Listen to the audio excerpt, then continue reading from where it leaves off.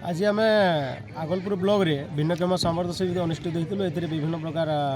आमर जो भिन्नक्षम मैंने अच्छन तर शारीरिक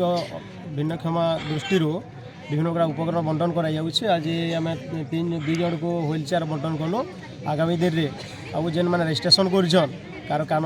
नहीं शुभबार किए ठीक से देखी नहीं पार्बार कि चली नहीं पार्बार से मान परीक्षा करी विभिन्न प्रकार उपकरण मैंने दिहबा। आईटा हूँ आमर ओडिशा सरकार गोटे लोकाभिमुखी योजना। ये योजना के प्रचार प्रसार करवार लगे लोक मुझे पहुँचाबार लगे आज ओडिशा सरकार तथा भारत सरकार ये योजना को आज आमर प्रत्येक ब्लॉक रे पहुँचाईछन और लोक मान पाखे केमती पहुँचवा तार भी सुविधा आज करुछन। ब्लॉक जरिया मैंने सब एप्लाई करते दु जन तार माने आसी 3 चकिया साइकेल आउ जहाँ जहाँ सब जाक एथर तो डॉक्टर माने आसी ना खाली मैंने ये जहाँ सब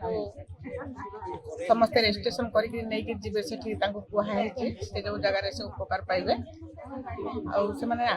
सब गड़बड़ हो जाऊला को मैंने किसी आम जानी पार नथुलु तो गोटे नुआ नियम आ सब जाक तो छुआ मान लगे जो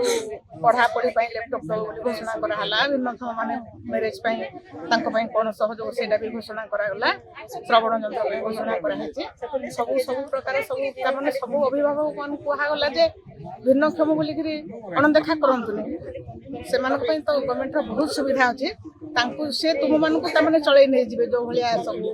आजिकल आमर सरकार तरफ सब दि जाऊँ अनुदान बंटन कर तो ब्लॉक सब समस्त सांगे अच्छु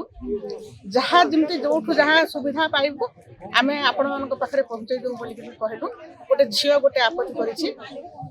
झीटा को हाराहारी 22 वर्ष खंडे हम गोटे गोड़ अचल आ गोटे गोड़ तार चलुची सिलाई मेसीन कहलु कि आम सिलाई मेसीन रो सुविधा ना तथापि जो जमी हम करके देवु हत उत्साही होना आम अच्छु कहलु सब चली।